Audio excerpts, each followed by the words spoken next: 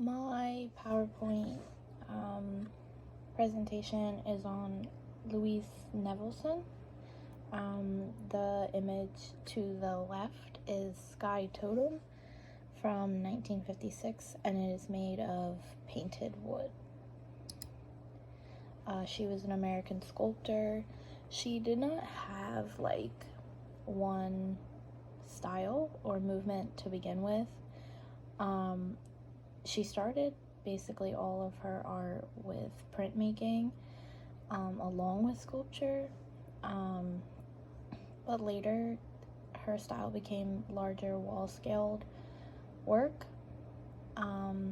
She developed the use of wood with most of her projects, along with metals and plastics.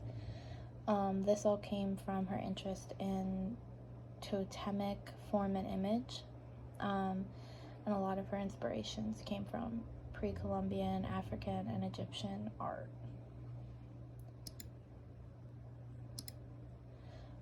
Here is kind of like a timeline of where her art was. She started her journey in like 1933 as an assistant to Diego Rivera, and then in the 1940s is when her art became more abstract and kind of like her own style. In 1950 was kind of, I guess you could say, a turning point for her art, is when she made a trip to Yucatan to view Mayan art. And then in 1957 is where like her love of wooden sculpture began. This piece here is called Gate V from the Garden Gate series.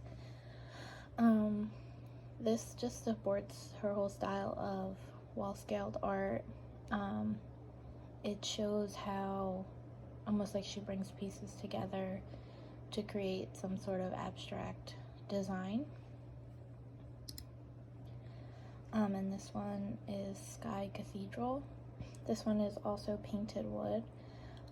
This was a very popular piece and one of her first pieces, which has African art influences within. This is the wooden garden cabinet.